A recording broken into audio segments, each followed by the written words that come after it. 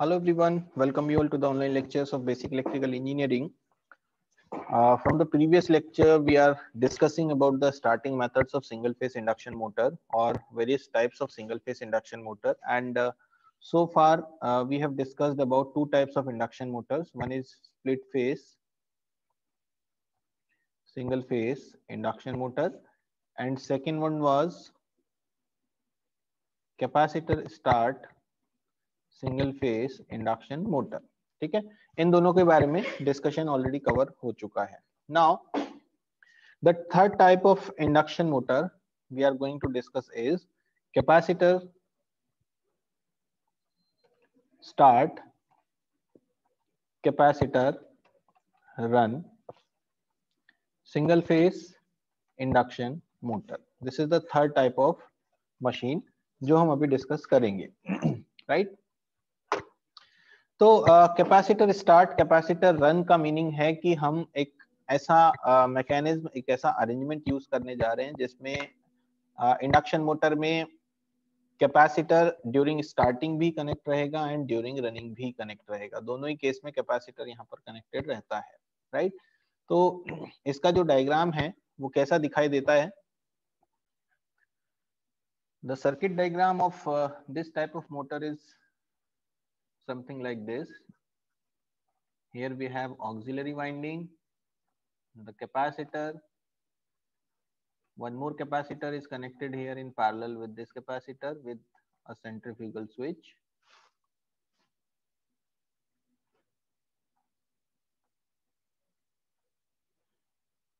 and here we have the main winding.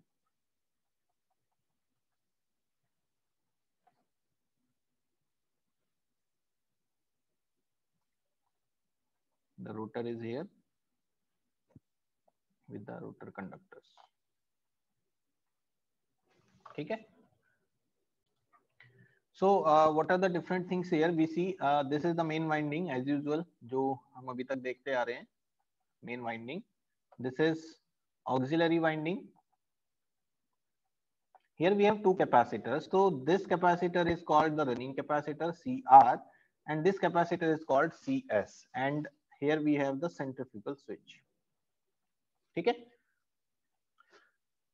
So जैसा कि इस मोटर का नाम है capacitor start capacitor run, that means during the starting time both of these two capacitor are connected in circuit. दोनों एक साथ काम कर रहे हैं. CS that is starting capacitor B, CR that is running capacitor B.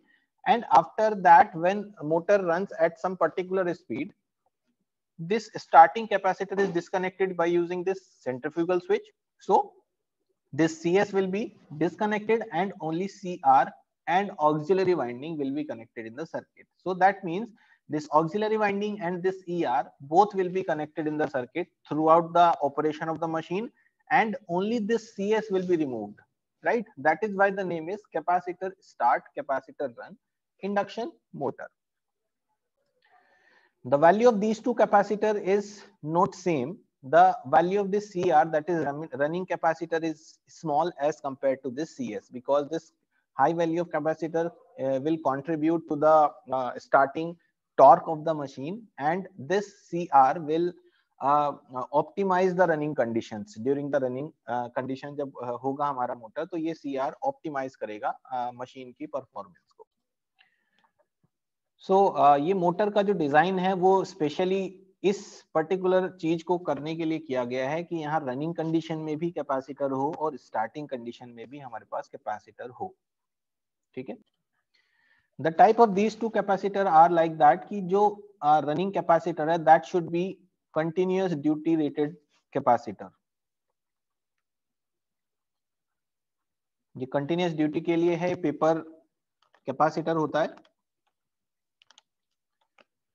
and the starting capacitor is short duty capacitor, and the type of this capacitor is electrolytic capacitor. right. ये दो type के capacitor हैं. यहाँ continuous duty और short duty से हमारा क्या meaning है. कंटिन्यूअस ड्यूटी का मतलब है कि जब running capacitor always will be connected in the circuit, तो इसकी जो वर्किंग है वो, इसकी जो रेटिंग है वो ऐसी होनी चाहिए कि ये कंटिन्यूअस लोड के साथ काम कर सके बिना किसी प्रॉब्लम के। और जो शॉर्ट ड्यूटी कैपेसिटर है that will be loaded only during the starting time, तो ये शॉर्ट ड्यूटी होना चाहिए। तो पहले एक मैं छोटा सा एक्सप्लेनेशन ड्यूटी के बारे में दे दूं विद सम एग्जांपल। एग्जांपल के तौर पर अगर हम एक बहुत ही जनरल सा एग्जांपल लें, जैसे कि मान लीजिए हमारी एक कैपेसिटी है किसी वेट को पिक करने की, राइट। मान लेते हैं कि एक पर्सन 10 किलोग्राम ऑफ वेट को कंटिन्यूअसली उठा के रख सकता है, जब तक हम उसको चलाएंगे कहेंगे कि तुम उठा के रखो इसको तो वो बियर कर सकता है। लेकिन वहीं अगर उसी सेम पर्सन को हम कहें कि can you bear the weight of 30 kg for that much long time, तो it would not be possible. क्यों? क्योंकि उसकी जो कंटिन्यूअस ड्यूटी थी वो सिर्फ 10 kg के बराबर थी, तो अगर उसको हम 10 kg देते तो वो कंसिस्टेंटली उसको उठा के रख सकता था बिना किसी प्रॉब्लम के। वहीं अगर हम उसको 30-40 kg देंगे तो वो उतने लंबे समय तक होल्ड नहीं कर सकता, बट यस वो कुछ समय के लिए, कुछ फ्रैक्शन ऑफ सेकेंड्स या कुछ मिनट्स के लिए जरूर पिक कर सकता है, राइट। तो हर एक इंस्ट्रूमेंट की, हर एक डिवाइस की, हर एक मशीन की एक शॉर्ट टाइम और एक कंटिन्यूअस ड्यूटी होती है, राइट। तो कंटिन्यूअस ड्यूटी को अगर हम with respect to time plot करें तो ये कुछ इस तरह से दिखता है। This is a continuous duty, means all the time we are taking work from the device, right. Whereas अगर शॉर्ट टाइम ड्यूटी की बात करें तो शॉर्ट टाइम ड्यूटी कुछ इस तरह की होती है, we will take some work and then will come to the rest, right. तो ये जो शॉर्ट टाइम ड्यूटी है ये है शॉर्ट टाइम ड्यूटी, ये है कंटिन्यूअस ड्यूटी। तो शॉर्ट टाइम ड्यूटी में हम डिवाइसेस को कुछ समय के लिए ओवरलोड कर सकते हैं, उससे उस डिवाइस पे कोई प्रॉब्लम क्रिएट नहीं होती। ऐसा करने से हमें जो कॉस्ट है डिवाइस की वो बच जाती है, क्योंकि अगर आप हाई रेटेड डिवाइस को पुट करोगे वहां तो उसकी कॉस्ट हमें ज्यादा लगेगी, इसीलिए वहां पे लो रेटेड डिवाइस को पुट कर सकते हैं ताकि वो as a short duty work कर सके और उस पर्टिकुलर मोमेंट और उस पर्टिकुलर समय के लिए लोड को बियर कर सके। ठीक है, तो यहाँ पर जो रनिंग कैपेसिटर है that is continuous duty capacitor has to be connected in the circuit for all the time, and short duty capacitor that is starting capacitor has to be there only for the starting period of time. ठीक है, तो during the starting time जब हम देखते हैं दोनों ही capacitor एक साथ सर्किट में होते हैं, ठीक है, तो दोनों कैपेसिटर जब स्टार्टिंग में चलेंगे तो means you will have the sum of these two capacitor, right. Parallel में दोनों कैपेसिटर है तो that will be added up, तो you will have total capacitance value is CS plus CR, right. And after that this CS will be disconnected, only CR will be there in the circuit. ठीक है, तो total value इनका सम होगा जो running के time पर चलेगा, और जब ये डिस्कनेक्ट हो जाएगा तो only the running capacitor will remain in the circuit. ठीक है, जो वैल्यू है इन कैपेसिटर की, तो उसमें जो स्टार्टिंग कैपेसिटर की वैल्यू है that has to be larger 10 to 15 times larger than the running capacitor. So these type of motor produce a constant torque, produce करते हैं। स्टार्टिंग में कैपेसिटर की हेल्प से एक हाई स्टार्टिंग टॉर्क हम यहाँ ले सकते हैं, और साथ ही साथ रनिंग कंडीशन में भी एक बेटर लोड बियर करने की पावर इस मशीन में रहती है, क्योंकि कैपेसिटर हमेशा यहाँ सर्किट में कनेक्टेड है। तो हैवी लोड्स चला सकते हैं हम इस पर्टिकुलर मशीन से, और इसकी जो एफिशिएंसी है that is also better, can go up to 50-60%, and better power factor may be in between 0.8 to 0.9। ठीक है, और जो एफिशिएंसी है अदर टू जो मशीन्स हमने अभी पढ़ी है सिंगल फेस इंडक्शन मोटर की, और उनके कंपैरिजन में इसका एक बेटर परफॉर्मेंस मिलता है। ठीक है, तो जो इसकी एप्लीकेशंस हैं, एप्लीकेशंस के पॉइंट ऑफ व्यू से देखें तो these motors are used in compressors, fire strokes, pumps, conveyors। ठीक है, these are some applications of these capacitor start capacitor run motors, and because of this arrangement of two capacitors the cost of this motor is high, that is the disadvantage of this machine कि इसका जो cost है वो काफी high है। Also in recent times air conditioners में भी इन Motors का यूज किया जा रहा है, क्योंकि एयर कंडीशनर्स अपने आप में एक हाई पावर रिक्वायर्ड अप्लायंसेस होते हैं, जो यूजुअली जो हाई लोड स्टार्टिंग के टाइम पर चलाते हैं उसको, तो वहां पर जो होम का जो पूरा लोड है वो उसको एक डिस्टरबेंस क्रिएट कर सकते हैं पूरी लोड रिक्वायरमेंट्स में। तो उसकी वजह से इन मोटर्स को उनमें हम एम्प्लॉय कर सकते हैं, जिसकी हेल्प से जो ड्यूरिंग स्टार्टिंग वाला जो ट्रांजिएंट टाइम है वो ट्रांजिएंट टाइम स्मूथली हो जाता है, राइट। और स्टार्टिंग करंट की अगर हम बात करें तो जो हमने जस्ट प्रीवियस मोटर पढ़ी है कैपेसिटर स्टार्ट मोटर, उसके कंपैरिजन में यहाँ जो करंट की रिक्वायरमेंट है that is approx 70% of that current जो स्टार्ट कैपेसिटर स्टार्ट मोटर में रिक्वायर्ड होती है।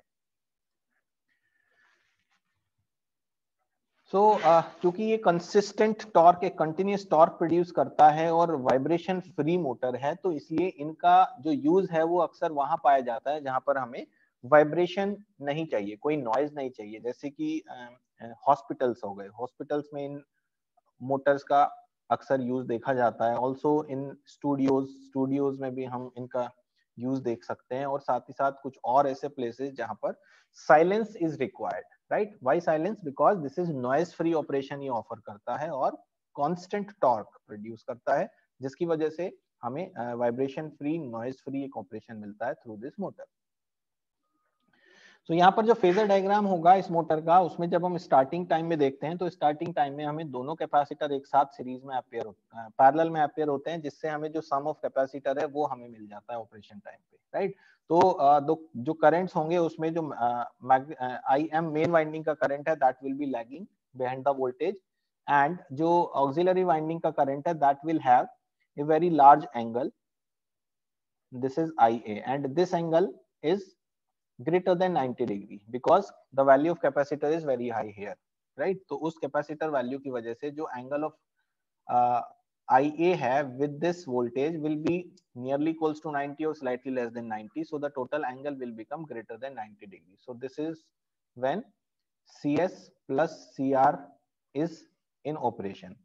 जब हम CS को रिमूव कर देते हैं तो उस कंडीशन में जो एंगल है that angle should be equals to 90 degree. This has to be equals to 90 degree. That means जो रनिंग कैपेसिटर है वो रनिंग कैपेसिटर का वैल्यू इतना होना चाहिए कि जब मशीन में ये कंसिस्टेंट वर्क करे तो उस कंडीशन में IA और IM के बीच में 90 डिग्री एंगल को ये रख सके, राइट। स्पीड टॉर्क कैरेक्टरिस्टिक्स हम बना सकते हैं, इसकी भी स्पीड टॉर्क कैरेक्टरिस्टिक्स भी बिल्कुल उसी तरह की बनेगी जैसा हम अभी तक करते आए हैं। During the starting time it will start, then at some particular value जहां पर सेंट्रीफ्यूगल स्विच काम करेगा वहां पर ही डिस्कनेक्ट होगा and further will go like this, right. So in this case during the starting this is when we have main plus auxiliary winding with both the capacitors CS plus CR, right, and this is when we have main plus auxiliary winding with only CR, ठीक है। यहां पर ये वो speed है, percentage of speed, and this is percentage of torque, right। This is the point when switch opens, right, and this is the speed, let us call N0, जहां पर centrifugal switch act करता है, ठीक है। तो this is the torque speed characteristic, right. तो during the starting it will also offers more than 200% of the starting torque, जो load torque के बराबर है, जो कि 200-250 गुना 200-250% of the full load torque यहाँ पर ऑफर होता है। ये 0 है, दिस में be somewhere 250% like this, right, ठीक है। तो this is the speed torque characteristics of this type of machine, right. Now coming to the fourth type of single phase induction motor, that is called permanent split capacitor motor, also known as PSC motor, ठीक है। Permanent split capacitor,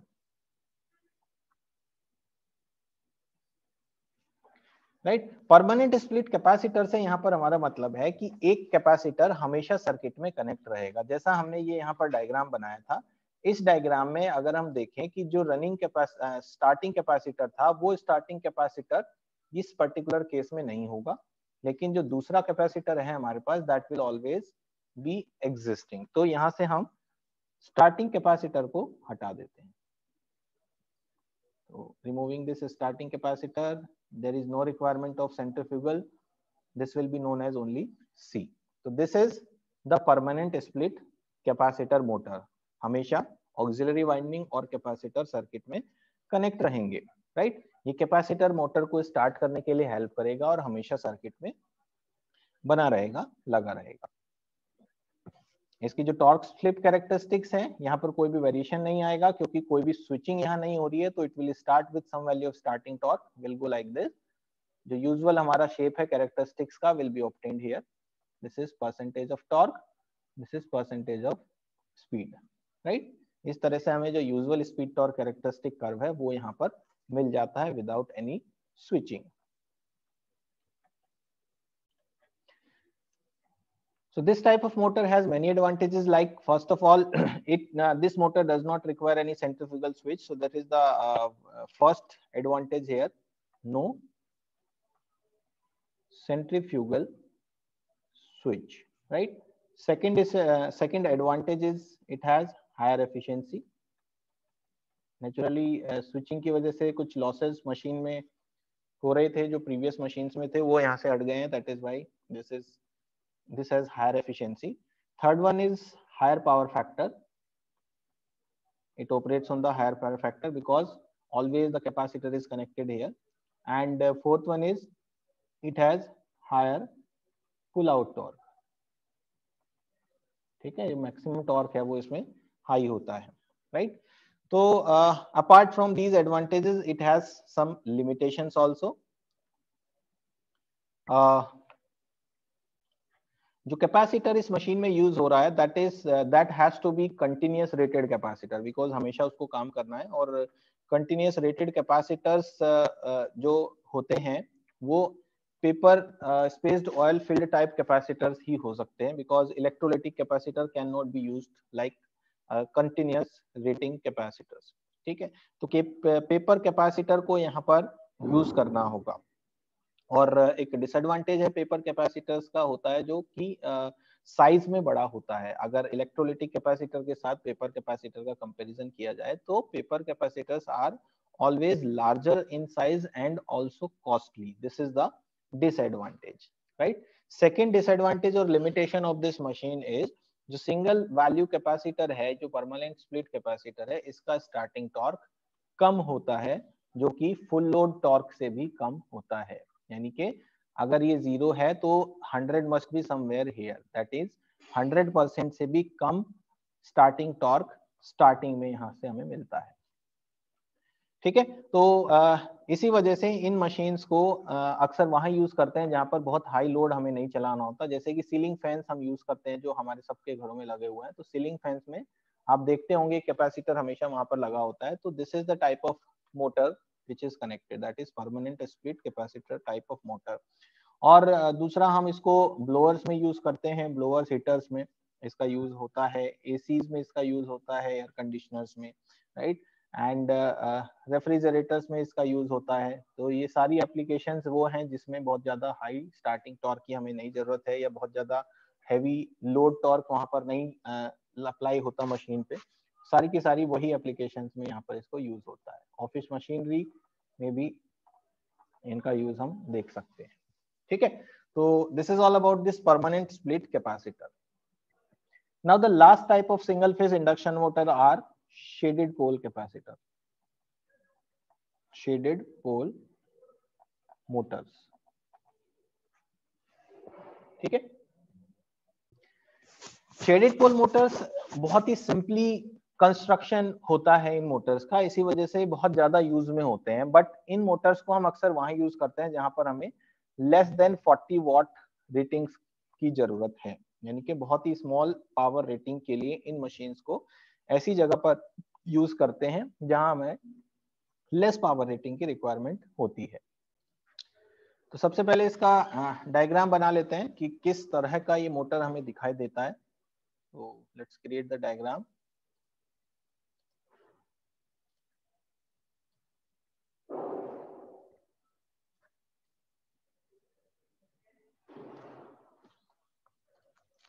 ये हमारा stator हो गया, this is the stator, right. इसमें poles होते हैं, वो पोल्स इस तरह से बनाए जाते हैं।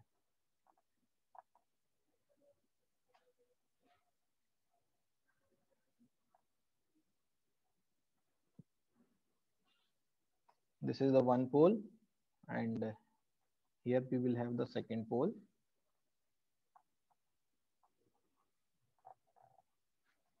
In between we have a squirrel cage rotor. This is the squirrel cage rotor. These are the rotor conductors.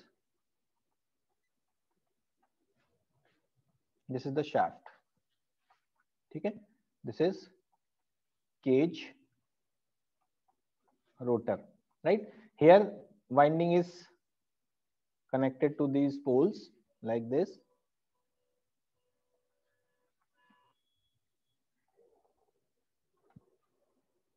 On both the poles, the winding is here.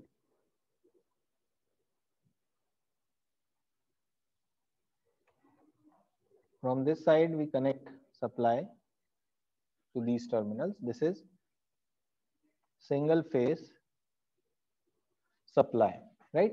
Here we have a ring, and here also we have a ring. ठीक है, ये एक ring होती है जो इस section पर लगी होती है. Let us call this section A. This is B. Here also this is A. This is B. Right? ये आपका मेन पोल है. These are the main poles. Right? And this is the shaded coil.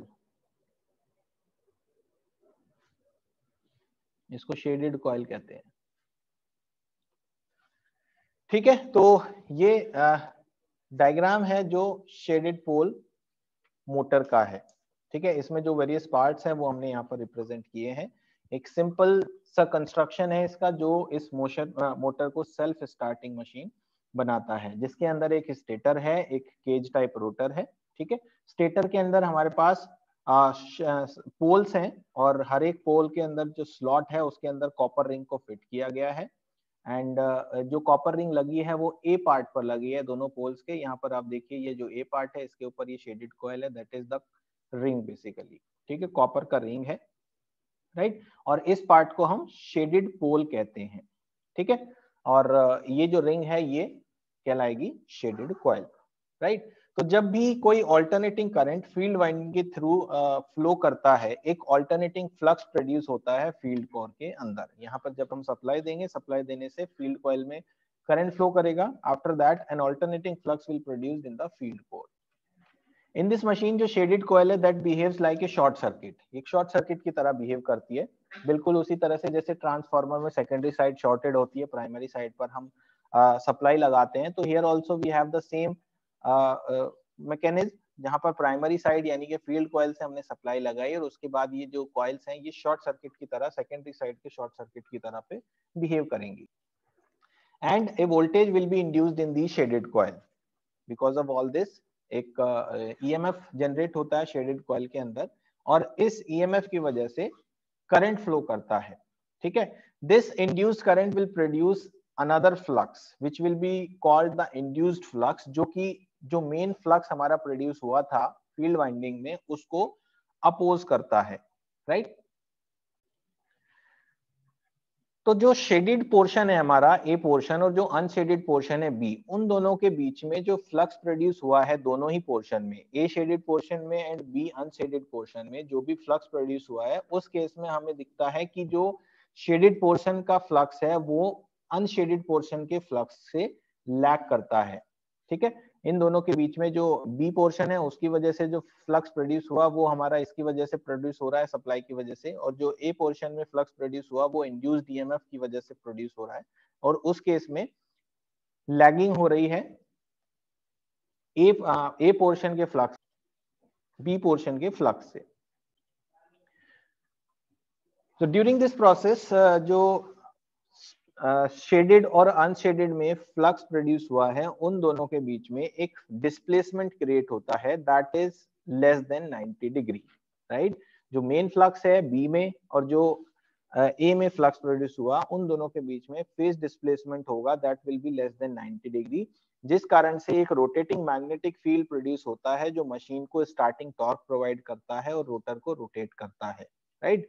जो direction of rotation है इस particular machine में that is that goes from unshaded portion to the shaded portion, यानी कि B to A की side पर वो rotation होता है, जिस कारण से ये मशीन सिर्फ क्लॉकवाइज डायरेक्शन में ही रोटेट कर सकती है, राइट। ये हमारा डायरेक्शन ऑफ रोटेशन होगा बी टू ए की तरफ को।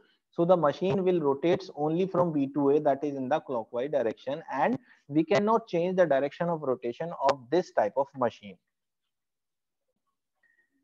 ठीक है, तो this is how this machine rotates.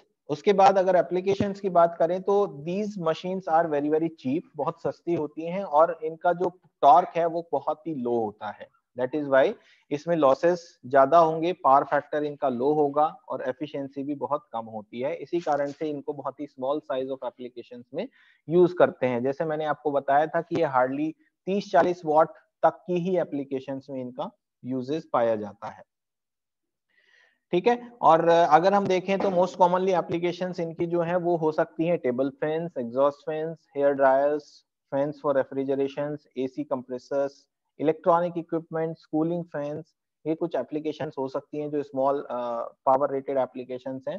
इसके अलावा इनका जो यूज है वो है record players, tape recorders, projectors, photocopy machines, starting electric clocks and such kind of small rated power applications, जहाँ पर छोटी छोटी मशीनें, छोटे छोटे मोटर्स का जरूरत हमें पड़ता है। और चूंकि इसका कंस्ट्रक्शन एक ऐसा है जिसमें हमें कोई भी एक्स्ट्रा ऐसी कोई चीज नहीं चाहिए होती जिसकी वजह से इसको स्टार्टिंग टॉर्क प्रोड्यूस करना हो, क्योंकि ये अपने आप में ये जो पोल्स हैं ये एक रोटेटिंग मैग्नेटिक फील्ड को प्रोड्यूस कर लेते हैं because of this shaded ring, this is called shaded pole motor. And ये शेडेड कॉइल, ये शेडेड पोर्शन ही इस मशीन के लिए हेल्पफुल है जिससे स्टार्टिंग टॉर्क को यहाँ पर प्रोड्यूस किया जा सकता है। That is why this machine is known as shaded pole induction motors. इस मशीन की स्पीड टॉर्क कैरेक्टरिस्टिक्स भी बनाई जा सकती है, तो स्पीड टॉर्क कैरेक्टरिस्टिक्स बनाते हैं इसकी। This is the percentage of synchronous speed, this is the percentage of rated torque, ठीक है। तो स्पीड टॉर्क कैरेक्टरिस्टिक्स इसकी कुछ ऐसी होती है। This is the 100% value, 100%, right? So starting torque is less than 100% और जो pull out torque है वो is slightly less than 100%. Here we have 0. This is 100% of the slip, क्योंकि जैसी रोटर 100% ऑफ स्पीड अचीव कर लेगा टॉर्क 0 हो जाएगा। ये एक कॉमन सा फैक्टर है जो इंडक्शन मोटर के लिए काम करता है, क्योंकि induction motor never runs on the synchronous speed,